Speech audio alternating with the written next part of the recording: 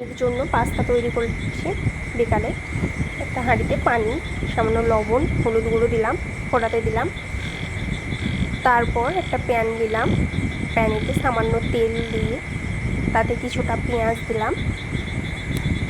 এদিকে পাস্তাটাও পানিটা ফুটে গেছে, তো পাস্তা ঢেলে দিলাম। এটা কিছুক্ষণ সেদ্ধ হতে দিলাম। এদিকে একটা পেঁয়াজেতে এক টুকরো কাঁচা লঙ্কা, সামান্য আদা কুচো দিলাম।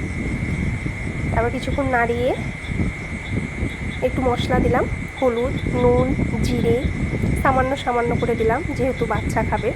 তারপরে পাস্তাটা সেদ্ধ হয়ে গেছে, পাস্তাটা দিয়ে দিলাম। কিছুক্ষণ নাড়াচাড়া করার পর মশলা দিলাম, পাস্তা মশলা, সামান্য অরিগ্যানো, সামান্য সয়া সস, সামান্য রেড চিলি সস। কিছুক্ষণ নাড়াচাড়া করলাম, আমার পাস্তা রেডি।